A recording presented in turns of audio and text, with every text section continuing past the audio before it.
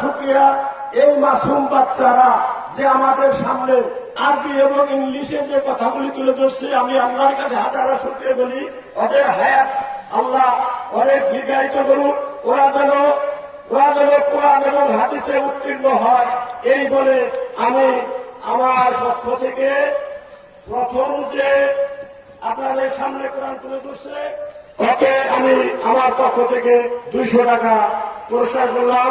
এবং আমি আরো কথা দিলাম, আল্লাহ যদি আমাকে বাঁচিয়ে রাখে, ওদেরকে যদি বাঁচিয়ে রাখে, সামনে বার আমাদের দুজনকে 500 1000 টাকা দেবো। মাশাআল্লাহ, মারহাবা, আলহামদুলিল্লাহ,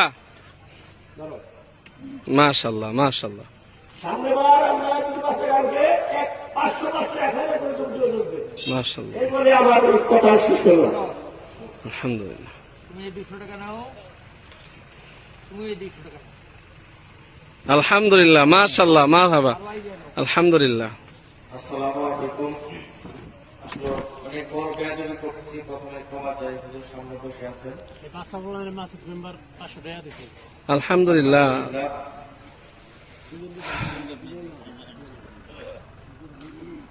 আমি আপনাদের সামনে হযরত মুহাম্মদ সাল্লাল্লাহু আলাইহি ওয়াসাল্লামকে মাদ্রাসার প্রধান শিক্ষক হিসেবে 2 মিনিটে একটা কথা বলবো। সেটা হচ্ছে, আমরা যখন অলি মাদ্রাসায় লেখাপড়া করছি তখন অনেক কষ্ট করতে হয়েছে। এক কথায় বলা চলে, নান্দশীল মাদ্রাসায় লেখাপড়া করছি, মাদ্রাসার 2য় তলার সম্পূর্ণ কাজে রাজমিস্ত্রি যুগে আমাদের হাতে ছিল। এত কষ্ট করে আমরা মাদ্রাসায় লেখাপড়া করছি। তখন মনে মনে ভাবতাম যে আমরা মাদ্রাসায় পড়তেছি, জেনারেল শিক্ষার্থী আমরা একটু পিছিয়ে আছি, আমাদের সন্তানরা কিরকম হবে।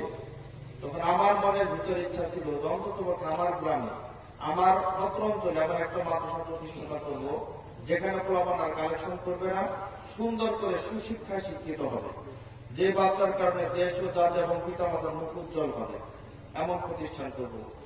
আমার আগে যিনি মাদ্রাসার প্রতিষ্ঠাতা পরিচালক ছিল, পরিচয় দিয়েছে মৌলানা হোসেন আহমদ।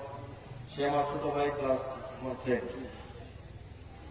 আমাদের মাদ্রাসাটা এমন একটা শিক্ষা যেখানে এইখান থেকে মাদ্রাসায় লেখাপড়ার পাশাপাশি সে একজন ডাক্তার, ইঞ্জিনিয়ার সবই হতে পারে। এমন রাতে ছেলে মাদ্রাসায় তার হুজুর ইমামতি করে খেতে হবে, এমন সে সবই করতে পারবে।